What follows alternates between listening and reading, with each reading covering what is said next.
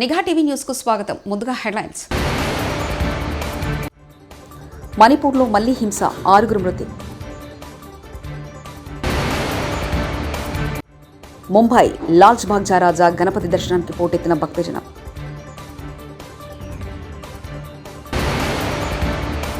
భక్తులను ఆశీర్వదించిన కదిలే వినాయకుడు. వీడియో చూశారా?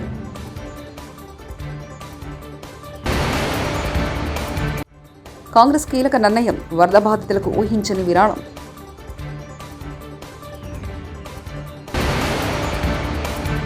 రుణమాఫీ పేరుతో కాంగ్రెస్ వంచన చేస్తుంది, ఎమ్మెల్యే హరీష్ రావు.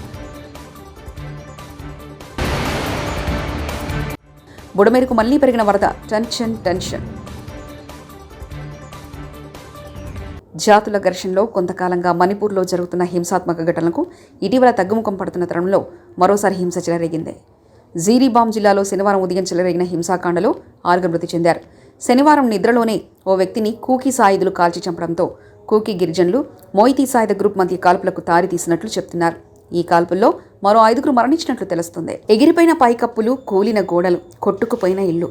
ఖమ్మంలో మున్నేరు విలయంలో ఎటు చూసినా విషాద గాథలే. ఏ వీధిలో తిరగాలన్నా అంతా బురదే. ఏ ఇంట్లో చూసినా మట్టుకొట్టుకున్న వస్తువులే, దుస్తులే. కొందరికి ఇవి లేవు. ఆయా ప్రాంతాల్లో ఏ ఇల్లాల్ని కదిలించినా కన్నీరే. మున్నేరు ఉగ్రరూపం దాల్చి 36 అడుగుల మేర ప్రవహించడంతో నదీ తీరాన ఉన్న ప్రాంతాల్లో వేల ఆవాసాలు నీట మునిగాయి. ఇలా ఒకటా రెండా ఎటు చూసిన హృదయాలను కదిలించే దృశ్యాలే. ఇప్పుడిప్పుడే అటు మున్నేరు కాస్త శాంతించగా ఇటు ఖమ్మం నగరవాసులు కాస్త ఊపిరి పీల్చుకుంటున్నారు. అయితే వరద బాధితులను ఆదుకునేందుకు ఎంతోమంది సినీ, రాజకీయ ప్రముఖులు ముందుకొచ్చారు. సామాన్య ప్రజలు మొదలుకొని సెలబ్రిటీలు, పలు రంగాల పెద్దలు ముందుకొచ్చి తమకు తోచినంత విరాళంగా ప్రకటించారు. వారు ప్రకటించిన సొమ్ము అంతా చెక్కులు, నేరుగా నగదు, ఆన్లైన్ రూపంలో ఇప్పటికే సీఎం సహాయ నిధికి అందజేశారు. ఇక మేము సైతమంటూ తెలంగాణలో అధికారంలో ఉన్న కాంగ్రెస్ పార్టీ ముందుకొచ్చి కొండంత సాయం చేసింది. తెలంగాణలో కాంగ్రెస్ పాలన రైతుల పాలిట యమపాసంగా మారిందని బీఆర్ఎస్ సీనియర్ నేత సిద్దిపేట ఎమ్మెల్యే హరీష్ రావు అన్నారు. 9 నెలల కాంగ్రెస్ పాలనలో 490 మంది రైతులు ఆత్మహత్య చేసుకున్నారని ఆయన ఆగ్రహం వ్యక్తం చేశారు. రుణమాఫీ పేరుతో రైతులను నయవంచన చేశారని మండిపడ్డారు. మాఫీ కావకపోవడం వల్లనే మేడ్చల్ జిల్లా వ్యవసాయ కార్యాలయంలో రైతు సురేందర్ రెడ్డి ఉరివేసుకుని ఆత్మహత్యకు పాల్పడ్డారని ధ్వజమెత్తారు. ఇది ముమ్మాటికి ప్రభుత్వ హత్య అని మాజీ మంత్రి హరీష్ రావు ఆరోపించారు. ఇందులో కూడా రాశారు, నా చావుకు కారణం మా అమ్మ అని కూడా రాశాడు. ఎందుకంటే అమ్మగారి క్రాప్లోను, ఆయనకు క్రాప్లోను, ఇద్దరికి క్రాప్లోను ఉంది. ఇద్దరికి కలిపి ఒకే రేషన్ కార్డు ఉండడం వల్ల బ్యాంక్ మేనేజర్ దగ్గరికి వెళ్తే మీది జాయింట్ ఫ్యామిలీ, రేషన్ కార్డులో మీ అమ్మ నువ్వు కలిసి ఉన్నావు కనుక ఒకరికే రుణమాఫీ అవుతుంది అన్నారట. వారి తల్లిగారి పేరు సుశీల. సో సుశీల గారి పేరు మీద 2 ఎకరాల పాస్బుక్ ఉన్నది. వాళ్ళ అమ్మగారికి 1,15,662 రూపాయల లోన్ ఉంది. అదేవిధంగా సురేందర్ రెడ్డి గారికి 4 ఎకరాల భూమి ఉంది. ఆయన పాస్బుక్ మీద 1,92,443 రూపాయల రుణం ఉంది.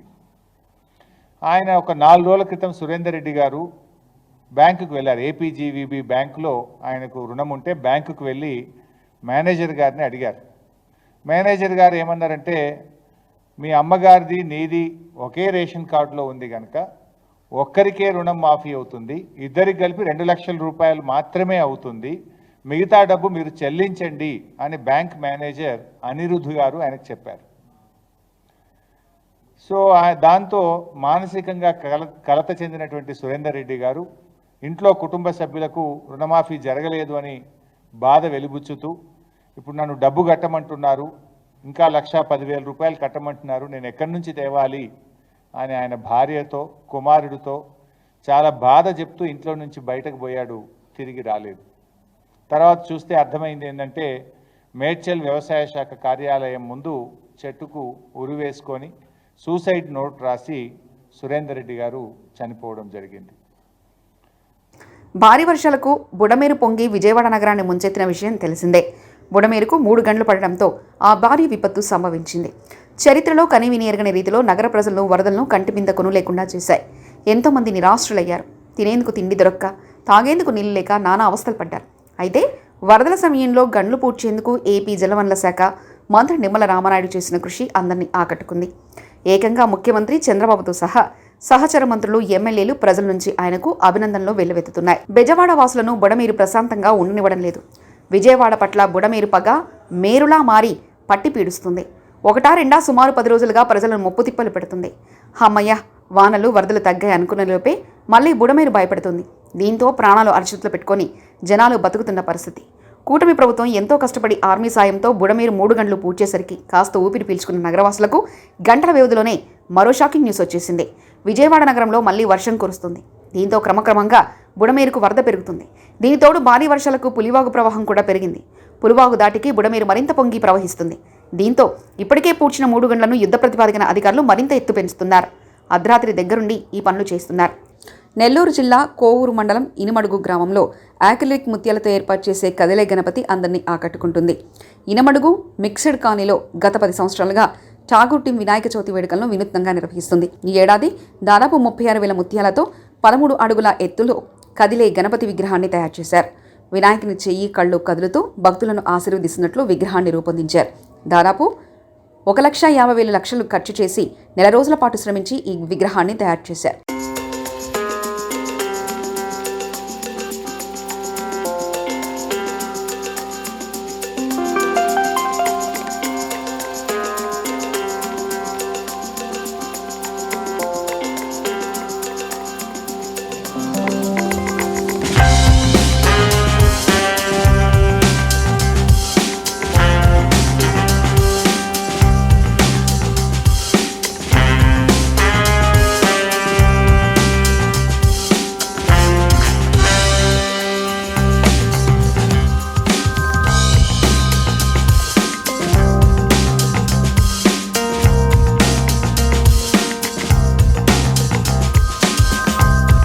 దేశంలోనే ప్రసిద్ధమైన ముంబై లాల్ బాగ్చా రాజా గణపతి దర్శనానికి 2వ రోజు భక్తులు పోటెత్తారు. వేల సంఖ్యలో వచ్చిన భక్తులు గంటల తరబడి క్యూలో నిలబడి గణనాథుని దర్శించుకున్నారు. ముంబైలోని లాల్ బాగ్ వద్ద ఏటా భారీ గణేష్ విగ్రహాన్ని ఏర్పాటు చేస్తుంటారు. 11 రోజుల పాటు జరిగే ఉత్సవాలలో పెద్ద సంఖ్యలో భక్తులు, రాజకీయ నాయకులు, సెలబ్రిటీలు హాజరవుతారు.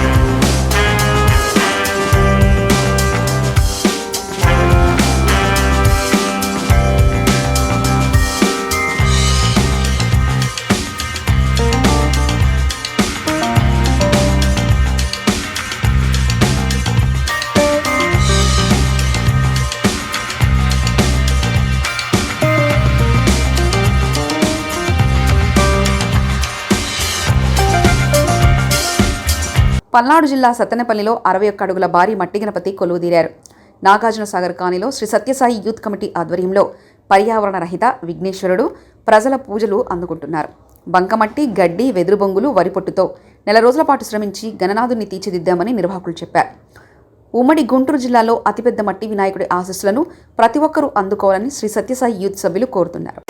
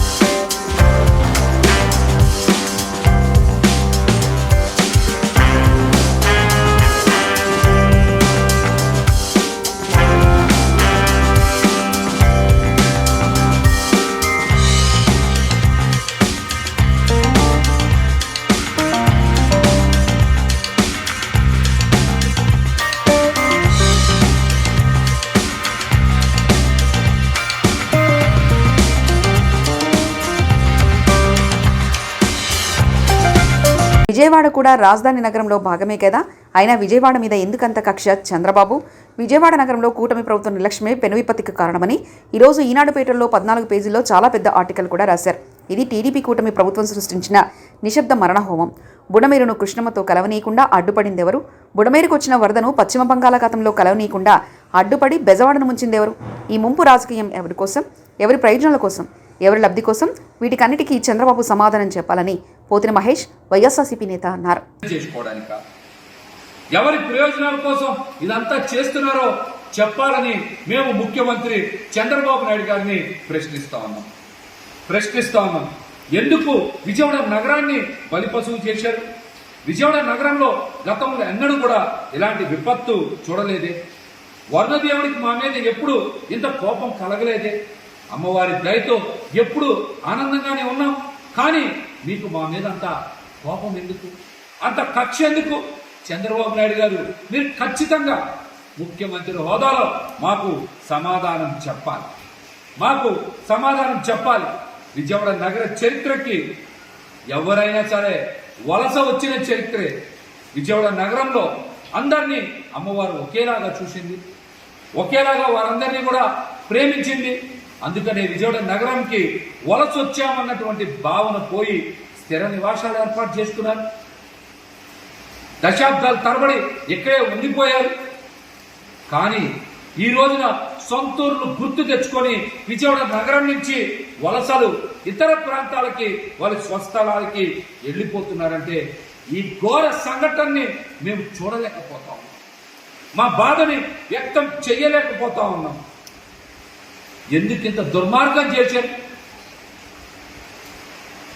దీనికి కూడా మీరు సమాధానం చెప్పాలి.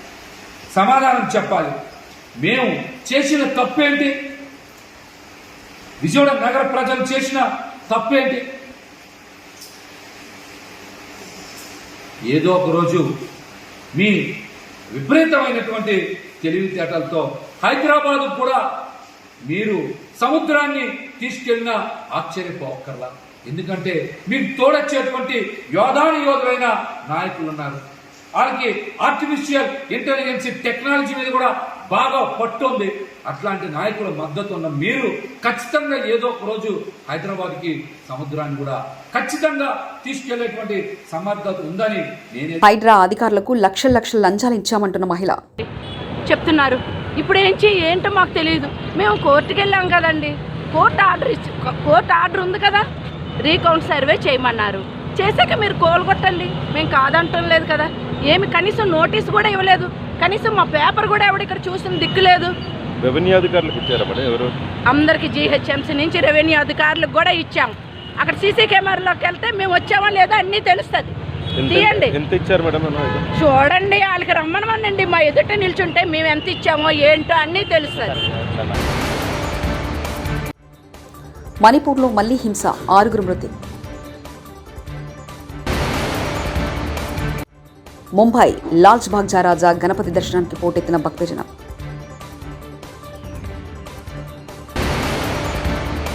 భక్తులను ఆశీర్వదించిన కదిలే వినాయకుడు వీడియో చూశారా?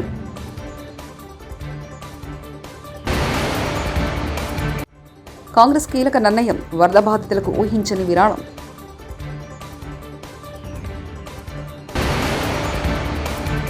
రుణమాఫీ పేరుతో కాంగ్రెస్ వంచన చేస్తుంది ఎమ్మెల్యే హరీష్ రావు.